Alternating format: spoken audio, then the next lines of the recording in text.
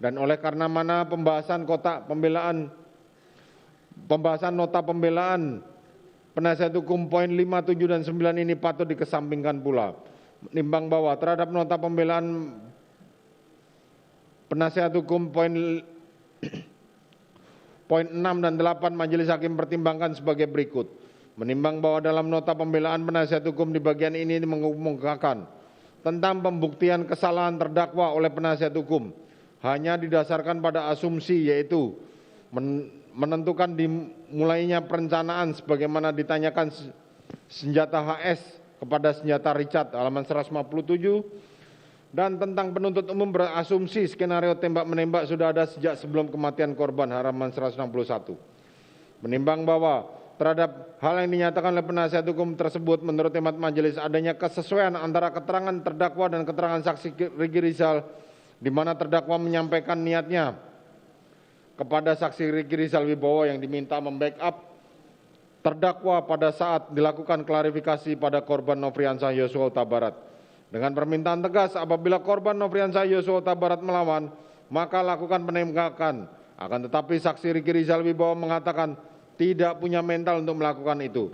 Selanjutnya terungkap fakta jika saksi Richard Eliezer Budiang Lumiu dipanggil terdakwa dengan maksud dan tujuan yang sama, yakni melaksanakan niat terdakwa tersebut. Hal ini dapat diartikan sebagai proses pertimbangan atau pemikiran yang dilakukan oleh terdakwa terhadap perbuatan yang akan dilakukannya, sehingga dengan proses yang menghasilkan satu keputusan yang telah dipikirkan dengan baik dan tenang, di mana telah nyata antara keadaan dan akibat dari terjadi di Duren 346 seperti yang disemula sudah dipikirkan dan diutarakan kepada saksi Richard Eliezer Budiang Lumiu.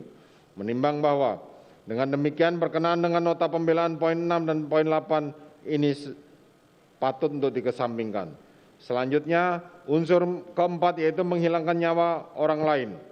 Menimbang bahwa dalam mempertimbangkan unsur menghilangkan nyawa orang lain ini, maka majelis hakim mengambil alih pembuktian unsur dengan sengaja serta dengan rencana terlebih dahulu yang telah dipertimbangkan sebelumnya dan mutatis mutandis menjadi pertimbangan dalam pembuktian unsur ini, serta menjadi satu bagian yang tidak terpisahkan dalam putusan ini. Menimbang bahwa yang dimaksudkan menghilangkan nyawa orang lain adalah unsur ini disyaratkan adanya orang mati, di mana yang mati adalah orang lain dan bukan dirinya sendiri atau pembuat tersebut. Pengertian orang lain adalah semua orang yang tidak termasuk dirinya sendiri si pelaku.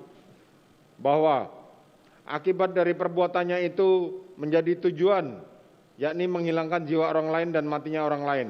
Kematian tersebut tidak perlu terjadi seketika atau segera setelah itu, tetapi mungkin kematian itu dapat timbul kemudian.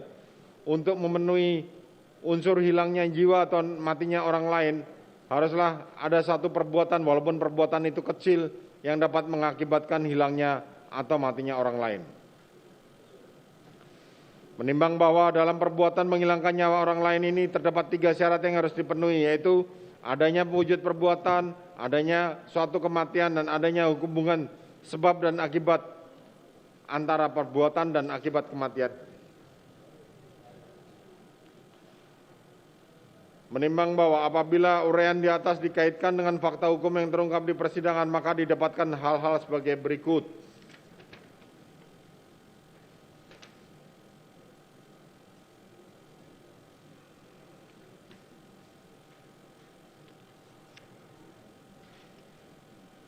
Menimbang bahwa dari keterangan Richard, keterangan Riki Rizal Wibowo diketahui bahwa selang beberapa waktu kemudian saksi Riki Rizal memanggil saksi Richard Eliezer Budiang Lumiu menanyakan di mana senjata korban Nofriansah Yosua Huta Barat.